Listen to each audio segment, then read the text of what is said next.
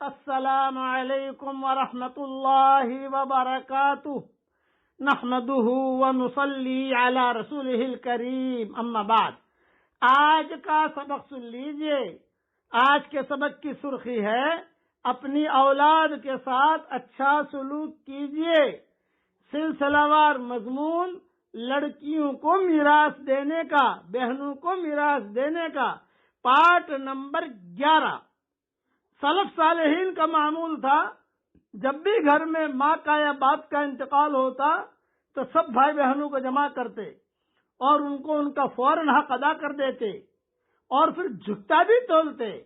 بہنوں کو کہتے بے 10 لاکھ آپ کے حصے میں آئے ہیں لیکن 2 لاکھ میری طرف سے لے لو۔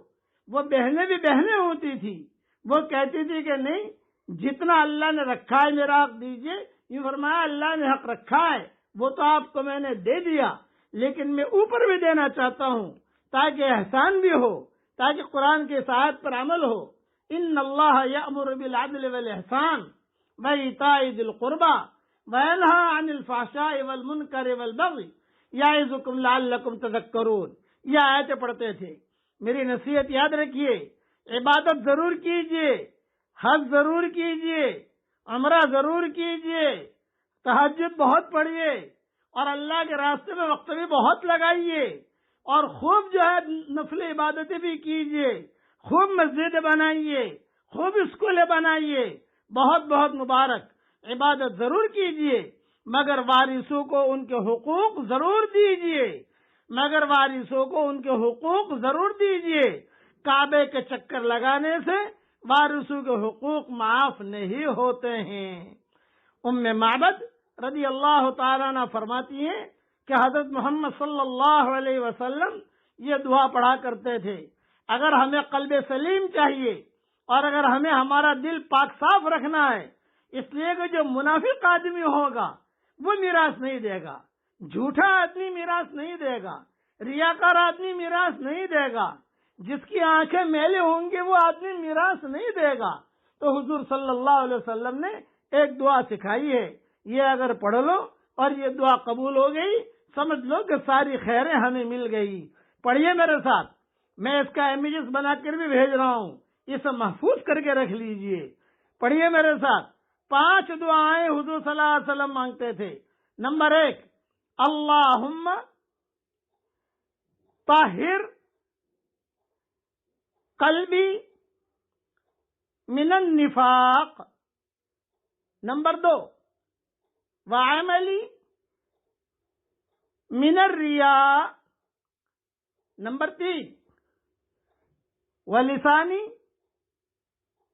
من الکذب۔ نمبر 4، وعینی من الخیانہ۔ نمبر 5، فإنک تعلم خائنۃ الاعین وما تخفی الصدور۔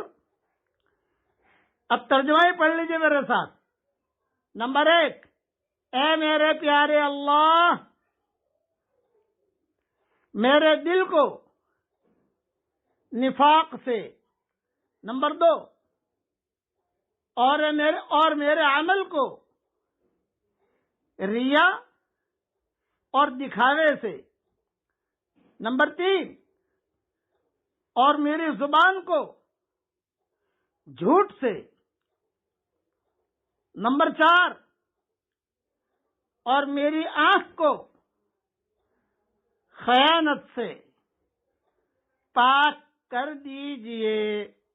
نمبر 5، بے شک آپ آنکھوں کی خیانت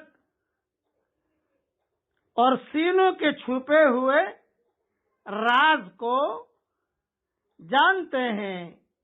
یہ حدیث کنز العمال میں ہے، جلد 2 صفحہ 184 پر موجود ہے، اور بیہقی میں بھی موجود ہے، اور کئی حدیث کی کتابیں موجود ہے۔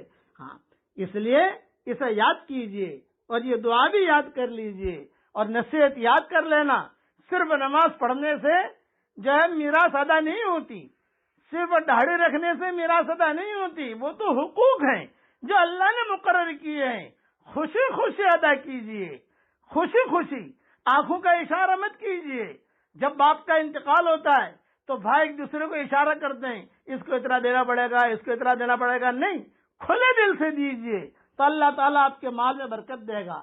بقیہ تفصیل کل انشاءاللہ پوری کروں گا۔ لڑکیوں کا حق ادا کیجئے، بہنوں کا حق ادا کیجئے، بہنوں کا حق ادا کیجئے۔